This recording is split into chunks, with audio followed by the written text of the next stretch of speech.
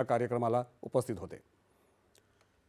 जागतिक आर्थिक आणि राजकीय व्यवस्थेत आज मोठं परिवर्तन झालं असून कुठलंही एक सत्ता केंद्र अस्तित्वात नाही। अशा वेळी सर्व देशांमध्ये नैसर्गिक स्पर्धा निर्माण झाली असून त्यामध्ये भारताला पाय रोवून उभं राहण्याची गरज आहे, असं परराष्ट्र व्यवहार मंत्री एस जयशंकर यांनी म्हटलंय। जयशंकर यांच्या उपस्थितीत आज पुण्यातल्या सिम्बायोसिस आंतरराष्ट्रीय अभिमत विद्यापीठाचा 22वा दीक्षांत सोहळा झाला, त्यावेळी ते बोलत होते।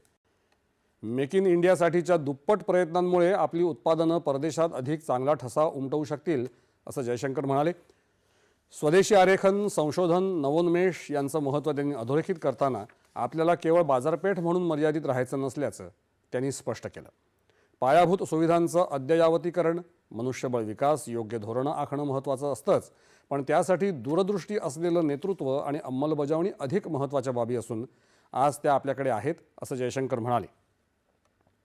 जयशंकर यांनी आपल्या भाषणात वसाहतवाद संपुष्टात आल्यानंतरचं जग, समकालीन जग आणि भारताचं स्थान, बदलते संदर्भ आणि स्थिती उलगडून सांगितली। भारत विकसित राष्ट्र होईल त्यावेळी 30